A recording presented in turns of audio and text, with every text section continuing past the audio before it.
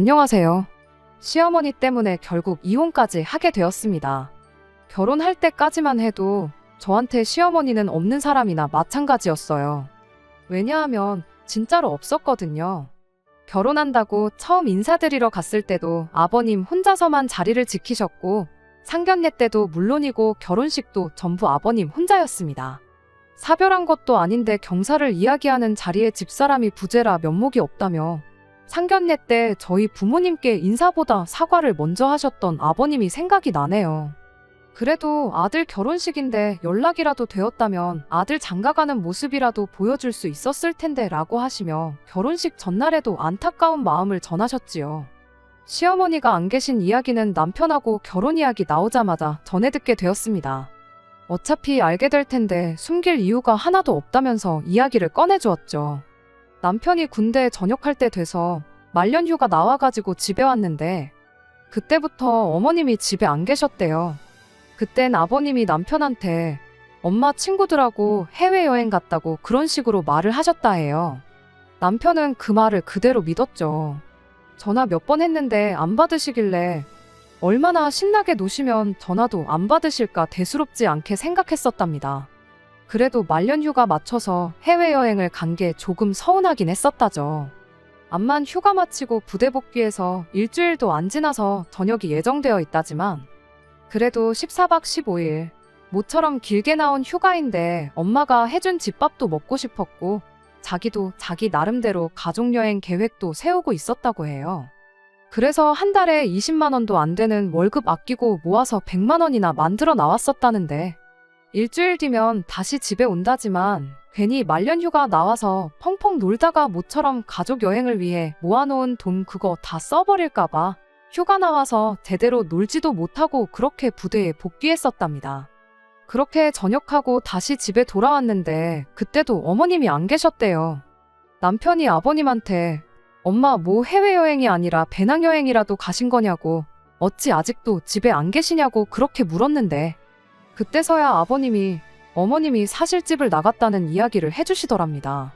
어머님이 한참 취미생활 시작하신다고 운동이며 등산이며 정말 이것저것 배우러 다니셨는데 춤 배우러 갔다가 거기서 알게 된 분하고 눈이 맞아 집을 나갔다고 하시더래요. 그래도 군대라고 전역을 일주일 남기고 군대에서 안 좋은 생각하거나 괜히 마음 쓰게 만들까봐 그렇게 거짓말을 하셨던 거였고요. 전역 이후에도 한동안은 학업에도 지장을 줄 만큼 시어머니의 부재가 남편에게 영향을 줬었는데 지금은 다 극복한 상황이라고 했죠. 이후에 결혼 준비하면서도 아버님이 매번 시어머니 빈자리가 아쉽다며 한마디 할 때마다 남편이 저런 아버지가 이해가 안 된다며 짜증을 자주 내곤 했었습니다. 아무튼 그렇게 시어머니는 저한테는 없는 존재다 생각하고 결혼식까지 올리게 되었죠. 그런데 저희 결혼식을 올리고 난 뒤 얼마 지나지 않아 어머님이 난데없이 집에 돌아와 버린 거예요. 언젠가 아버님 전화로 저희한테 전화가 걸려왔죠. 시댁에 좀 와보라고 해서 다녀왔는데 시어머니가 집에 계셨어요. 아무렇지도 않은 척 아들 결혼했다면서? 하고 묻고는 어릴 때는 얼굴 이쁜 여자만 찾더니 결혼은 평범한 애랑 했네? 하고는 저한테 앞으로 잘 부탁한다고 인사를 건네더라고요. 거의 10년 가까운 세월 집을 나가 있던 사람이라는 생각이 들지 않을 만큼 아무렇지도 않아 하시는 게 참 다른 것보다 보통 분은 아니시다 그렇게 생각했죠. 그날 자리 내내도 그랬지만 집에 돌아와서도 남편은 도무지 화가 풀리지 않는 듯 보였어요. 어머니가 돌아왔는데 기쁜 모습 하나 보이질 않았죠. 아버지가 왜 엄마를 다시 받아준지 모르겠다 도무지 이해가 안 간다며 아들한테는 말도 못할 이유로 그렇게 집을 나갔으면 나가서 잘 살던가 적어도 이런 식으로 다시 돌아오진 말았어야지 이제 와서 나타나면 누가 기뻐라도 할 줄 알았던 거냐고 하면서 자기 분을 삭히지 못하고 그날 이후로도 이틀 3일을 짜증만 내면서 지냈습니다. 남편이 평소에도 싫은 소리 하나 못하고 지나가는 개미 새끼도 한 마리 못 죽일 것 같이 여린 마음을 가진 사람이었는데 웬만한 일에는 화 한 번 내지 않는 잔잔한 호수 같은 사람이었는데 저렇게 짜증을 내고 있는 모습만 봐도 그동안에 서운했던 마음이 얼마나 커다란지 알 수 있었습니다. 아무튼 제3자나 마찬가지인 제 입장에서 볼 땐 뭐 어디 놀러라도 다녀오신 것처럼 아무렇지도 않게 돌아온 시어머니도 대단했지만 그걸 받아준 아버님도 참 대단하다 싶었어요. 그럴 일은 없겠지만 저희 친정아버지셨다면 다시 가족들 앞에 나타난 순간 여길 어디라고 돌아왔냐고 집에 발도 못 붙이게 하셨을 것 같았거든요. 한편으로는 부부의 연이라는 게 그런 허물도 덮어줄 정도인가. 우리 친정 부모님도 같은 상황이라면 다시 받아주시려나 하는 생각도 들었죠. 아무튼 그렇게 어머님이 돌아오고 나서 몇 주가 지나서였어요. 아버님이 어머님 빼고 저희만 따로 불러서 식사를 했던 적이 있었는데 그때 아버님이 어머님을 다시 받아주신 진짜 이유를 알게 되었습니다. 지금이야 상관없지만 시간 지나면 저희들 사이에서 아이도 생기고 그럴 텐데 당신은 저희 아이를 돌봐줄 자신이 전혀 없어서 그랬던 거라네요. 남편이 어이없어 하면서 당장 생기지도 않은 아이 때문에 그런 결정을 내리신 거냐고.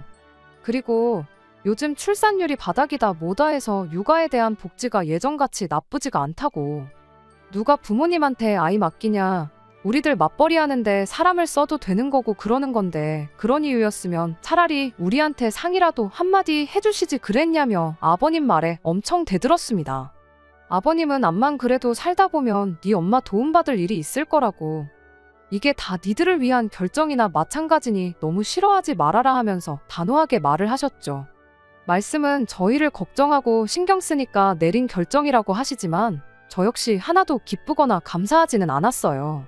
왠지 그 말이 당신은 싫었지만 저희들을 위해 어쩔 수 없이 받아준 거다라고 시어머니를 다시 받아준 이유를 저희한테서 찾는 것처럼만 느껴졌었거든요. 남편도 집에 와서 뭘 우리 탓을 하시는 건지 필시 나중에 우리 아이 생기면 손주 구경 못할까봐 저러시는 걸 거라고 투덜대기 바빴습니다. 그런데 사실 그게 진짜 이유가 아니었어요. 정확히는 정말로 시어머니 도움을 받을 일이 생기게 되었던 거죠. 실은 아버님이 많이 아프셨던 거예요. 어머님 집 나가셨을 때랑 똑같이 본인만 알고 저희한테는 말 한마디 안 해주고 있었던 겁니다. 아버님이 혼자신데 아프기까지 하면 저희가 신경을 쓰지 않을래야 않을 수가 없는 상황인 걸 아버님도 알고 계셨던 거죠. 자식들 인생에 도움이 되지는 못할 망정 결혼하자마자 큰 짐이 되는 건가 싶어서 고민이었는데 그때 마침 딱 어머님이 다시 나타나신 거죠. 어머님을 다시 받아주기로 하면서 간병이라든지 이런 부분에 대해서 다 이야기가 끝난 상황이었던 거고요. 그런 사유를 들으니 어느 정도 아버님이 어떤 기분이셨는지 이해가 가긴 했지만 남편은 여전히 이 상황을 못마땅해 했었어요. 왜 매번 중요한 걸 말 한마디 안 하고 혼자서 결정하고 실행하시는지 이해가 안 간다면서요.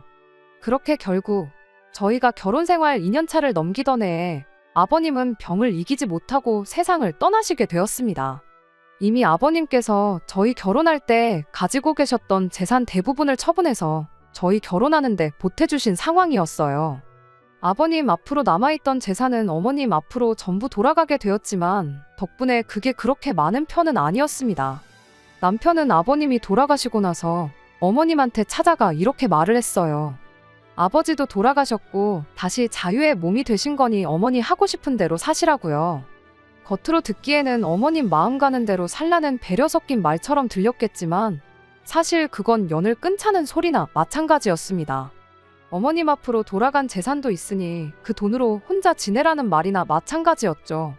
평소에 조용하고 착한 사람이 화가 나면 무섭다잖아요. 어떻게 저렇게 독한 말을 할 수 있나 싶었죠. 부모 자식 간의 연이라는 게 어지간해선 끊어내기 힘든 거라잖아요. 게다가 아버님 돌아가신 지 얼마 되지도 않았던 시기라 어머님도 나름 힘든 부분이 있을 수도 있다 생각했죠. 아무리 다른 사람 만나 중간에 공백이 길다 하더라도 이혼을 하셨던 것도 아니고 반평생을 부부로 지낸 아버님이 돌아가신 거잖아요. 아버님이 결혼 생활하는 동안 어머님을 얼마나 서운하게 해서 그런 결정을 내리셨다 한들 다시 잘 지내보겠다고 돌아오신 분인데 남편이 세상을 떠나자마자 자식이 와서 배려해주는 척 연 끊고 살자는 말을 꺼내고 있으니 어머님도 충격이 크지 않을까 그런 생각이었죠. 하지만 그렇다고 해서 제가 중간에 나서서 두 사람 사이를 다시 붙여놓거나 그럴 생각은 추호도 없었습니다. 그거야말로 오지랖이라고 생각했으니까요. 그저 어머님과 다시 연을 끊고 지내는 게 남편의 뜻이라면 저도 그 뜻을 묵묵히 따라가는 게 제가 할 수 있는 최선이라 생각했어요. 그리고 마음 한편에서는 솔직히 조금 다행이다 싶은 생각도 있었습니다. 없다고 생각했던 시어머니가 다시 생긴 것도 놀라운데 혹시나 모시고 살아야 하는 건 아닐까 싶은 걱정 또한 내심 제 마음 깊은 한구석에 있었거든요. 그런데 남편이 저렇게 나서서 어머님께 단호한 태도를 보여주니 오히려 안심이 되었을 정도였습니다. 하지만 피는 물보다 진하다는 말이 괜히 있는 말이 아닌 것 같아요. 결국 중요한 순간에 와서 남편은 어머니를 모시고 사는 길을 택했거든요.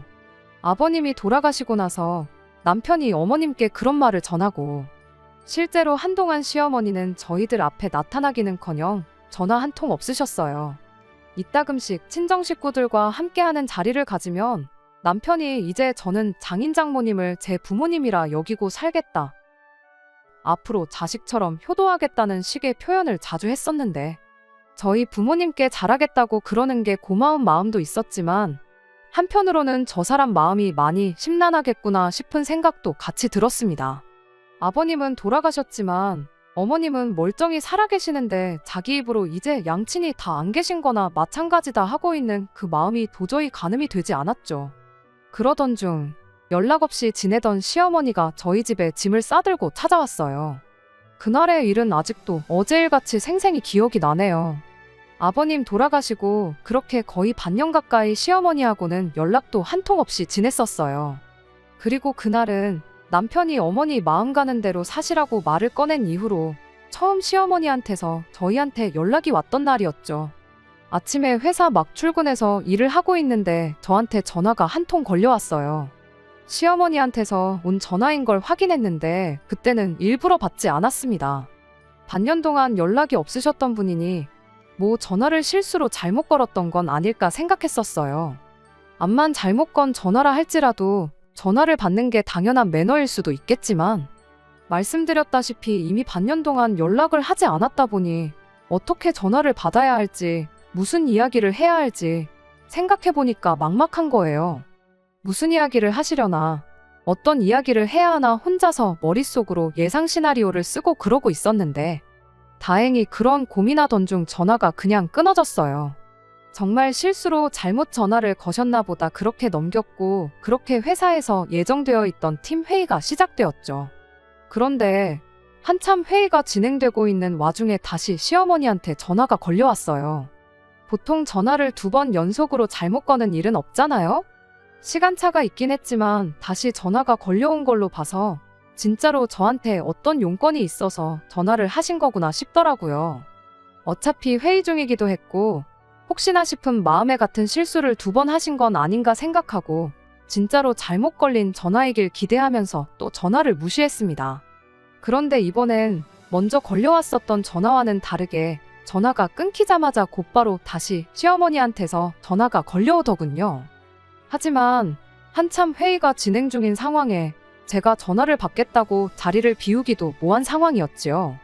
결국 그렇게 전화를 무음으로 돌려놓고 핸드폰도 뒤집어 놓고 애써 시어머니 전화를 무시했습니다. 회의는 그날 점심시간 직전까지 이어졌어요. 회의 끝나고 팀원들끼리 같이 해서 바로 점심 식사를 하러 나갔다 보니 정신도 없었죠. 제 핸드폰을 확인할 수 있었던 건 식당에 도착하고 나서였습니다. 핸드폰 화면을 보니 시어머니한테서 걸려왔던 부재중 전화가 수십 통이 넘게 걸려와 있었던 거예요. 보니까 톡도 수십 개가 와 있길래 톡부터 확인했더니 시어머니가 집 비밀번호가 뭐냐고 묻는 질문이 전부였어요. 지금 집 앞인데 비밀번호가 뭐냐고 처음에는 용건을 자세하게 적으셨는데 나중 가선 비밀번호 뭐냐 비밀번호 점점 짧아지더니 야, 내 전화 왜 안 받냐 일부러 무시하는 거 다 한다 전화 받아라 하면서 점점 심각한 말들이 이어졌죠. 마지막엔 연연거리면서 18, 28 욕까지 잔뜩 써서는 내 전화 지금 무시하는 거냐는 톡으로 도배가 되어 있었습니다. 세상 둘도 없이 상냥하게 물어오셨다고 해도 비밀번호를 알려달라 그러면 그러고 싶지 않았겠지만 그런 식으로 욕까지 먹은 상황이다 보니 더더욱 알려주고 싶지가 않았어요. 자이든 타이든 전화 한 통 안 받았는데 그런 소리 듣고 전화까지 드려서 집 비밀번호까지 알려줄 이유가 하나도 없다고 생각했습니다. 그래서 그냥 이왕 무시하고 다 씹어버린 거 아예 무시하기로 결정을 했어요. 그리고 남편한테도 톡 하나 보내놨어요. 어머님이 난데없이 전화해서 집 비밀번호를 물어봤다고요. 그때가 점심시간이었다 보니 평소 같으면 톡을 보내기 무섭게 칼같이 답장을 보냈을 남편이었는데 그날따라 대답이 없는 게 점심시간에 쉬지도 못할 만큼 회사 일이 바쁜가 보다 그렇게 생각하고 말았죠. 그렇게 일 마치고 집에 오는 길에 혹시나 문득 시어머니가 아직도 집 앞에서 저를 기다리면 어떡하지 살짝 걱정이 되었습니다. 이제서야 확인한 척 전화를 드려야 하나 싶다가도 아직도 집 앞에 있는 상황의 비밀번호를 알려드리면 집에 들어가 계시는 거 아닌가 오만 가지 생각이 다 들더라고요. 결국 시어머니한테 그 어떤 연락도 하지 않고 집에 도착을 했어요. 엘리베이터 문이 열릴 때 얼마나 긴장이 되는지 가슴이 다 콩닥콩닥거리는 소리가 제 귀에 다 들릴 지경이었습니다. 하지만 다행히 집 앞에 아무도 없었어요. 안심하고 현관문 열고 집에 들어왔는데 현관문 열자마자 깜짝 놀라서 저도 모르게 소리를 다 질렀습니다. 시어머니가 이미 집 안에 들어와 있었거든요. 마치 이 집이 당신 집인 것 마냥 거실 바닥에 떡하니 옆으로 기대 놓아선 TV를 보고 있었어요. 문 열리는 소리에 고개를 살짝 돌려서 제가 들어온 걸 확인하고는 너는 왜 애가 전화를 안 받냐고 짜증부터 내더군요. 묻는 말에 대답은 안 하고 시어머니한테 대번에 집에는 어떻게 들어오셨냐고 물어봤어요. 시어머니가 뭘 어떻게 들어오냐고 문 따고 들어왔지 한마디 하더니 이 집이 뭐 네 혼자 사는 집이냐고 내 자식도 사는 집인데 당신이 들어오려면 못 들어올 게 어디 있겠냐는 겁니다. 그러곤 지난 일 가지고 나도 며느리랑 기싸움 하기는 싫고 배고픈데 저녁이나 차려보라고 한마디 하고는 다시 고개를 까딱 돌려서 TV를 다시 보기 시작했죠. 그제서야 평소에도 칼같이 제 톡에 답장을 해주던 남편이 아무 답장도 없었던 이유가 뭔지 알겠더라고요. 하지만 남편이 설마 어머님한테 집 비밀번호를 이리도 쉽게 알려드릴 거라고는 생각도 못해서 그저 이 상황이 더더욱 당황스럽기만 할 뿐이었습니다. 밥이나 차려오라는 시어머니 말을 뒤로 한 채 그 길로 방으로 들어가 남편한테 전화를 걸었어요. 남편이 제가 퇴근해서 이 상황을 모두 알고 전화를 했다는 걸 눈치챈 건지 이번엔 전화 걸기가 무섭게 바로 전화를 받더라고요. 아무 말 한마디 안 했는데 대번에 저한테 미안하다고 회사 일 때문에 정신없는데 자꾸 전화하는 통에 어쩔 수 없이 알려드릴 수밖에 없었다고 거기에 제가 전화를 안 받는다며 제 욕까지 하셨다는데 달리 방법이 없었대요. 이미 들어와 버린 사람을 내쫓아버릴 수도 없으니 일단은 알겠다고 했습니다. 그렇게 전화를 끊었는데 시어머니가 방문을 벌컥 열고는 너는 밥을 주방에서 차려야지 안방에서 차리냐며 또 싫은 소리를 쏟아내기 시작했어요. 정말 환장하겠더라고요. 일단 시어머니한테 남편도 오는 길이라고 하고 지금 집에 먹을 것도 뭐 없다고 일단 나가서 식사하자고 했어요. 그리고 옷을 갈아입으려 옷방에 들어갔더니 한숨밖에 나오지 않대요. 이미 시어머니가 커다란 가방 2개의 짐을 잔뜩 싸오셔서는 저희 옷방 한 구석에 당신 짐까지 다 풀어놓은 상황이었어요. 이게 그냥 놀러 오신 게 아니라는 건 그것만 봐도 알 수 있었죠. 이윽고 남편이 퇴근해서 집에 돌아오게 되었고 그 길로 바로 식사부터 하자고 시어머니를 데리고 나가 밖에서 식사를 했습니다. 식사하면서 남편하고 제가 조심스럽게 물어봤어요. 난데없이 저희 집에는 어쩐 일로 오신 거냐고요. 시어머니는 세상 당당하게 대답하셨죠. 짐 싸들고 온 거 보면 모르겠냐고 니들하고 같이 살러 온 거라면서 말입니다. 남편도 시어머니가 비밀번호를 알려달라길래 잠깐 지나가다 들른 걸 줄 알았었나 봐요. 같이 살러 왔다는 말에 쏘스라치게 놀라가지고는 한마디 하더라고요. 왜 멀쩡한 집 냅두고 저희랑 같이 살려고 하시냐면서요. 그런데 이어진 시어머니 말이 아주 충격적이었습니다. 집은 진작에 날려먹었다는 거예요. 뭘 어떻게 해야지 그 얼마 안 되는 사이에 집을 날려먹는가 했더니 아버님 돌아가시고 나서 그 아저씨를 아예 집으로 불렀다는 거예요. 한참 춤출 때 만나가지고 같이 집 나갔던 그 아저씨를요. 알고 보니 다시 돌아온 이유도 한참 그렇게 둘이 거진 10년 세월을 부부처럼 한 집에 살다가 그 아저씨가 돈이 떨어지자 도망 나온 거였답니다. 그런데 이제 다시 집도 생기고 얼마나마 돈도 생겼으니 그걸 못 참고 그 아저씨를 집으로 불러들인 거예요. 그런데 또 막상 둘이 살기에는 넉넉한 돈이 아니었잖아요. 그래서 그 돈 어떻게 불려보겠다고 둘이서 집 팔고 전 재산 들고 강원도에 노름하러 여정길에 올랐던 겁니다. 거기서 방 하나 구해서 매일같이 노름하다가 집 판 돈에 아버님이 남겨둔 돈 홀랑 다 날려먹고 그대로 거기에 싸들고 간 짐 챙겨서 저희 집으로 찾아온 거였습니다. 차라리 뭐 사기를 당해서 쫄딱 말아먹었다는 거짓말이라도 하시지 아무리 솔직한 게 최고라고 해도 저건 너무 심하지 않나 싶었어요. 설마 오갈 곳 없는 당신을 길거리에 나앉게 할 거냐면서 큰 소리를 치시는데 뭐 얼마나 불쌍한 상황이라고 저리 당당하게 말을 하시는 건지 어이가 없어서 저도 남편도 더 이상 말을 잇지 못하고 있었습니다. 그렇게 식사 마치고 나와 집에 걸어가는데 당당하게 자기 집에 돌아가는 것 마냥 앞장서서 걷는 시어머니 뒤를 따라 걷고 있자니 정말 오만 가지 생각이 다 들더라고요. 반년 만에 노름으로 전 재산 날린 걸 무용담처럼 당당하게 이야기하시는 것도 대단했지만 저러다 정말 우리 집에 눌러앉아 버리는 건 아닌지 그게 가장 큰 걱정거리였죠. 그래도 남편을 믿었어요. 암만 시어머니한테 비밀번호를 알려준 게 남편이라지만 회사에서 일하는데 쉬지 않고 전화하는 시어머니가 부담스러워서 어쩔 수 없었을 거 아닌가 하는 생각이 들었죠. 무엇보다 어머님이 관련된 문제에 있어서만큼은 물렁하게 대처하는 아버님이 문제라고 늘 이야기를 했었고 이후에도 어머님한테만큼은 단호하게 나왔었으니까요. 아버님 돌아가시고 나서 어머니 하고 싶은 대로 하시라고 연 끊고 지내자는 듯이 먼저 말을 꺼냈던 것도 남편이었기에 이 문제도 어련히 알아서 해결해 놓겠지 그렇게 믿었습니다.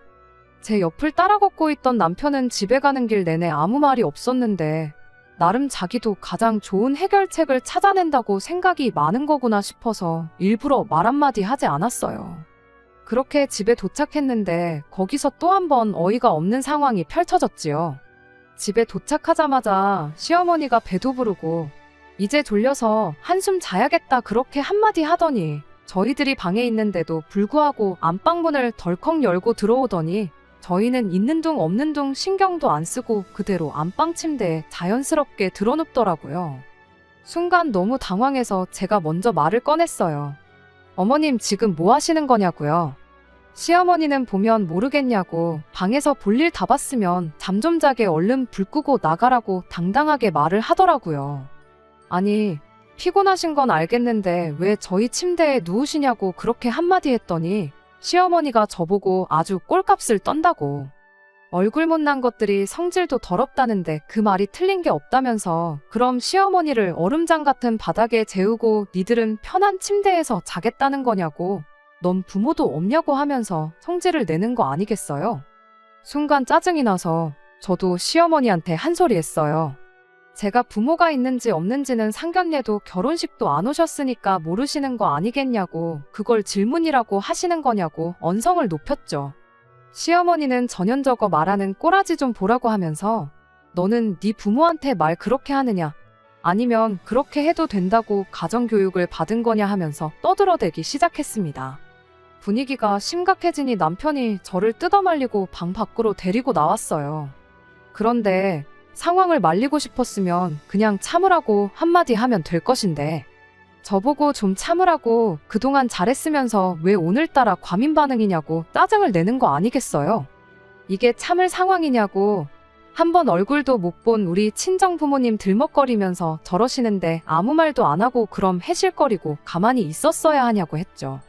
남편이 그제서야 짜증내던 걸 멈추고는 저한테 일단 미안하다고 먼저 사과부터 하더군요. 자기도 지금 상황이 어이가 없어서 예민해 있었던 것 같다고요. 일단 흥분한 거부터 좀 가라앉히고 오늘만 어머니가 원하는 대로 들어드리자고 하대요. 어차피 저러는 거 절대로 방을 양보할 생각은 아닌 것 같고 하루 종일 서로 싫은 소리만 하고 짜증내는 것밖에 더 하겠냐면서요. 차라리 그냥 안방 하루 내드리고 끝내자고. 자기는 아침에 회사에 연락해서 일부터 빼고 그 길로 어머님 모시고 나가 새로 지낼 곳을 알아봐 주던지 하겠다고 하더라고요. 일단 저도 마음을 좀 추스르고 따뜻한 차 한 잔 마시면서 마음을 가라앉혔어요. 당장 시어머니를 내쫓을 수도 없었고 내쫓는다고 해도 그냥 나가실 분은 아니었으니 남편의 제안이 그나마 제일 현실성 있게 느껴져서 그러기로 했습니다. 그렇게 그날 저는 소파에서 잠을 청하고 남편은 바닥에서 자고 그날 하루를 보냈어요. 새벽 5시쯤이었나 시어머니가 난데없이 아침밥 좀 차려보라고 저를 깨우더군요. 마음을 추스르고 잤다지만 아직 화도 안 풀린 마당에 새벽바람에 겨우 잠든 저를 깨워서 한다는 소리가 아침밥을 차리라니. 시어머니가 매너를 안 지키는데 저도 예의고 뭐고 갖출 이유가 없다고 생각해서 툭 던지듯 한마디 했습니다. 냉장고에 반찬 있고 밥솥에 전날 아침에 해놓은 밥 있으니까 알아서 드시라고 말하고 그대로 다시 잠을 청하려고 들어누웠죠. 그랬더니 시어머니가 지금 시어머니한테 전날 지어놓은 밥을 먹일 생각이냐고 한마디 하더니 혹시 너 내 아들한테도 이딴 식으로 아침밥을 차려주냐 한마디 하시대요. 그래서 그 말에도 한마디 대답해드렸죠. 어머님도 적어도 10년은 안 차려준 아들 아침밥을 왜 저한테 바라시냐고요. 이참에 오랜만에 아들 아침밥이나 직접 챙겨주시면 되겠다고 그렇게 시어머니랑 한마디씩 주고받고 있었는데 남편이 그 소리를 듣고 잠에서 깼는지 깜짝 놀라 일어나대요. 그래도 이번엔 제가 아니라 시어머니를 뜯어서 데려가더군요. 남편이 어떻게 설명을 잘한 건지 한 5분 있다가 시어머니가 주방으로 들어가길래 결국엔 직접 챙겨주려나 보다 생각하고 그대로 다시 잠을 청했습니다. 시어머니는 덜그럭덜그럭 누가 봐도 저 자는 걸 방해하려고 그러는 게 다 티가 날 만큼 주방 집기를 죄다 부숴버릴 기세로 온갖 소음을 일으키기 시작했어요. 결국 잠은 다 잤구나 싶어서 그대로 저는 출근 준비하고 평소보다 2시간 이른 시간에 집을 나섰습니다. 나가면서 남편한테 전날 저녁에 이야기한 대로 상황 좀 제대로 정리 좀 해달라고 부탁하고 말이죠. 너무 일찍 도착해서 회사 근처 카페에서 시간을 때우다 가야 했어요. 그래도 또 기다리면서 따뜻한 차 한 잔 마시고 심호흡 좀 했더니 기분이 많이 가라앉아서 다행이었죠. 아침에 마인드 컨트롤을 잘했던 탓일까 남편이 알아서 잘 처리할 거라 믿었고 회사에서는 시어머니랑 있던 일 하나도 신경 안 쓰고 일에 집중할 수 있었습니다.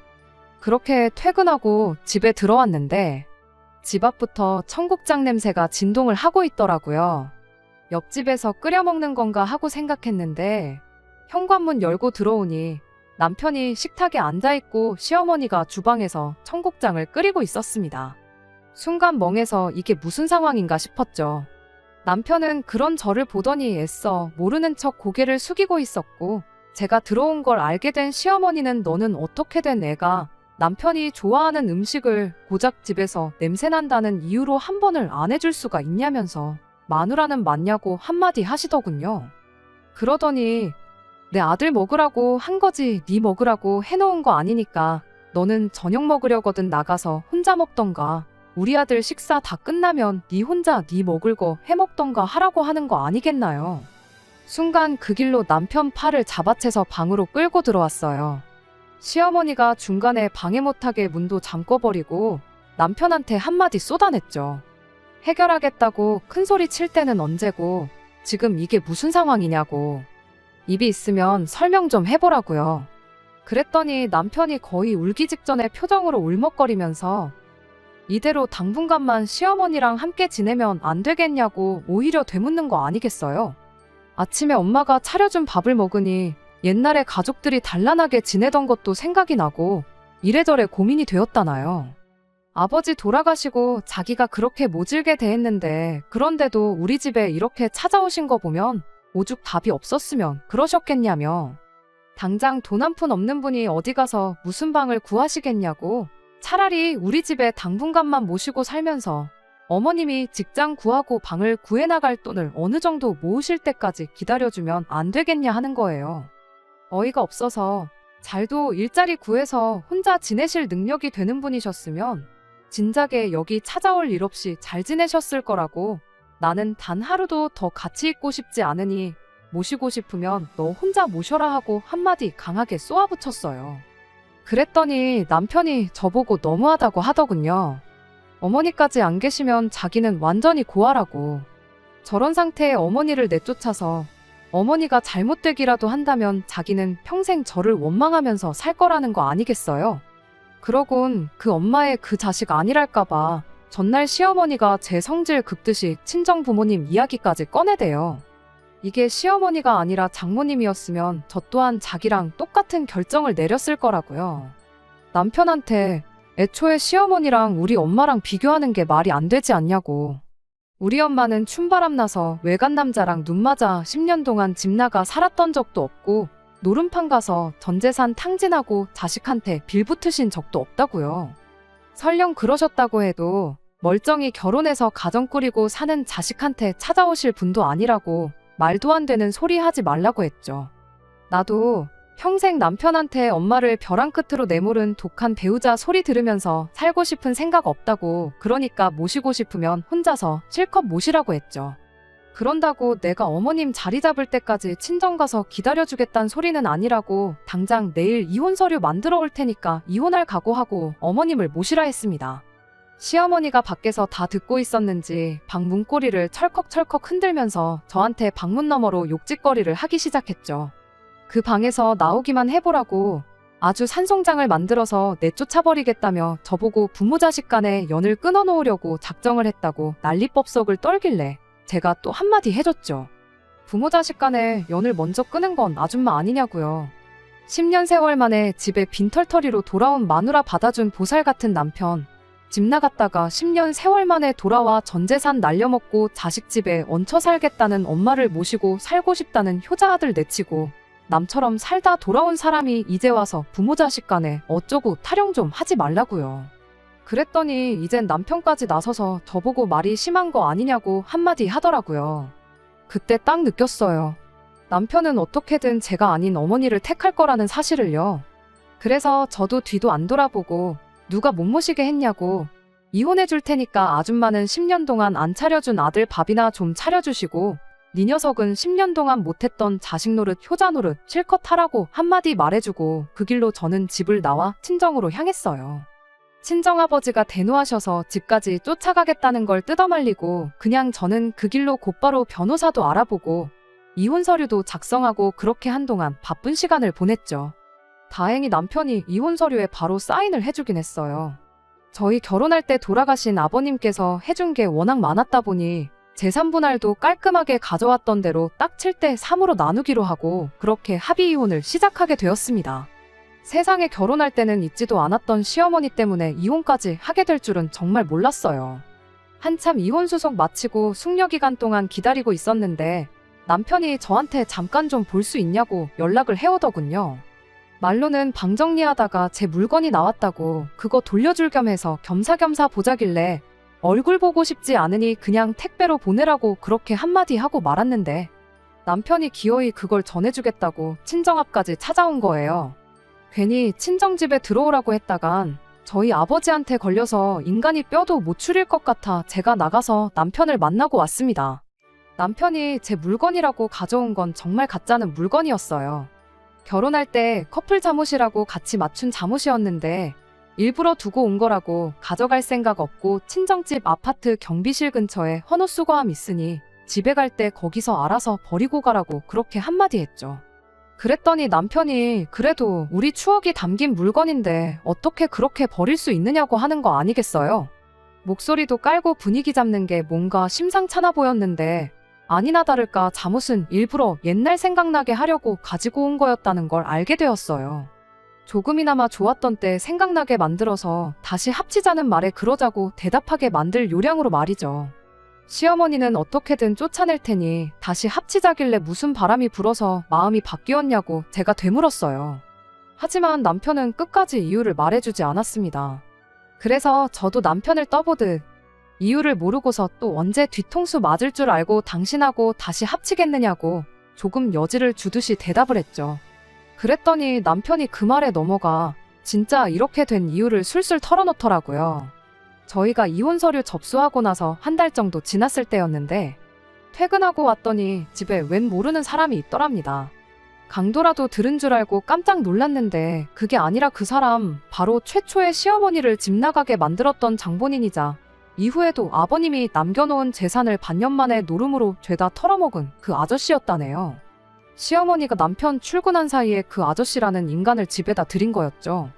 그 길로 두 사람이 안방 차지해서 집주인 행세를 하고 있다 하고 남편이 벌어온 돈으로 놀러 다니느라 엄마 집밥은커녕 당장 생활비도 모자라서 편의점 도시락 먹으면서 끼니를 때우고 있대요. 그제서야 자기가 순간의 정에 이끌려 잘못된 판단을 했다는 걸 알게 되었다는 거예요. 다행히 아직 숙려기간이 끝나지 않아 아직 우리가 법적으로 혼인 중인 상태고 집 또한 아직 우리 집이니 저보고 같이 가서 그 두 사람 좀 내쫓아 달라는 소리나 마찬가지였죠. 암만 사랑해서 결혼했다고 한들 온갖 꼴을 당하고 이혼까지 하게 되었다 보니 남아있는 정이라곤 눈꼽만치도 없는지 그 말에 안쓰럽다기보단 꼴 좋다는 생각밖에 들지 않았습니다. 그래서 남편한테 미쳤냐고 내가 왜 내 발로 그 집에 다시 들어가겠냐고 한마디 했죠. 당신 말 맞다나 수중에 돈 한 푼 없는 인간들을 그것도 둘씩이나 무슨 수로 그 집에서 내쫓을 거냐고 했죠. 그 아저씨라면 모를까 어머님을 모신 건 당신이니 내쫓으려면 아마 소송까지 불사해야 할 거라고요. 그냥 차라리 잘 된 거라 생각하고 살라고 말했어요. 어머님까지 없으면 천혜고아가 된다고 하지 않았냐고. 그런데 이제 다시 아버지까지 생긴 느낌 아니냐고요. 결혼 생활과 부모 중에 당신이 선택한 건 어머님이지 않냐. 10년 동안 못했던 효자 노릇 이번 기회에 실컷 하라고 한마디 해주고 자리에서 일어났네요.